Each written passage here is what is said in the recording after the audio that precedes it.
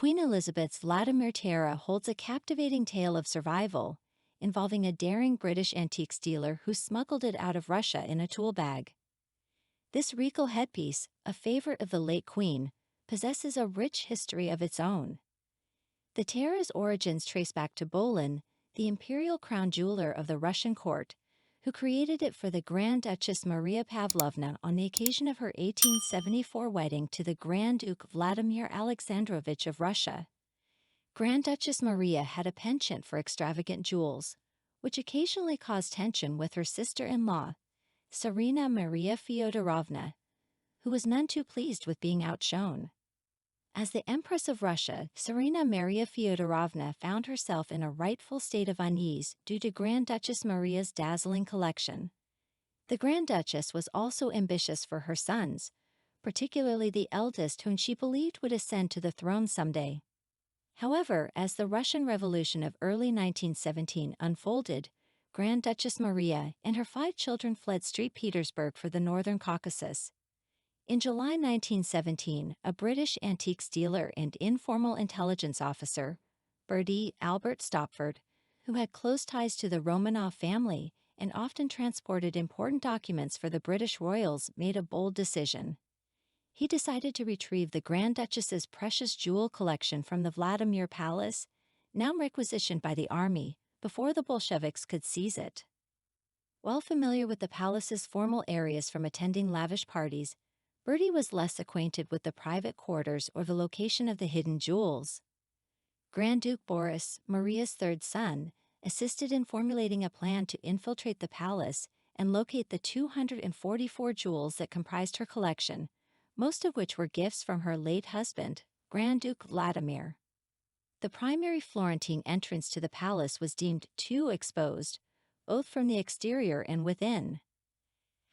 However, a side entrance led directly to the Grand Duchess's rooms on the 1st floor through a secret passageway that concealed a door in her boudoir.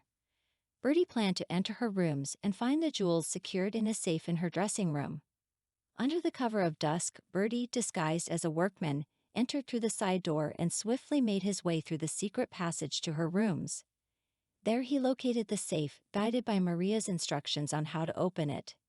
Carefully, he disassembled the jewels, wrapping them in sheets of newspaper before placing them in 2 old leather bags resembling workmen's tools. He retraced his steps, exiting the palace just an hour or so after his daring entrance.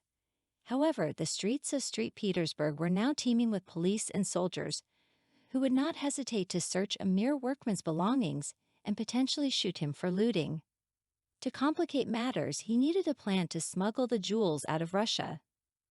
Bertie contemplated using diplomatic bags, a method he had employed previously for sending messages. Yet he knew that dealing with the unpredictable Russians was risky. Fortunately, a British Royal Navy ship had been stationed near the Northern Caucasus since before the Russian Revolution. Bertie was acquainted with the ship's captain and learned that they were being recalled to Great Britain. On September 26, 1917, Bertie concealed the jewels in their tool bags and boarded the ship. The ship sailed via Sweden to Aberdeen, from where Bertie took a train to London. The jewels safely arrived in London, and Bertie became a hero to the Vladimir family. Grand Duchess Maria managed to escape Russia but sadly passed away in France 3 years later. Some of her jewels were sold by her children to support their lives in exile. Many were acquired by European royal families, including Queen Mary, the great-grandmother of King Charles, who purchased the exquisite Vladimir tiara seen in the beaten portrait. During its daring escape from Russia in one of the 2 tool bags, the tiara sustained slight damage, but Gerard, the crown jewelers, skillfully repaired and renovated it. Originally set with 15 Baroque pearls, Queen Mary had 15 of the remarkable Cambridge emeralds interchanged with the pearls in 1924.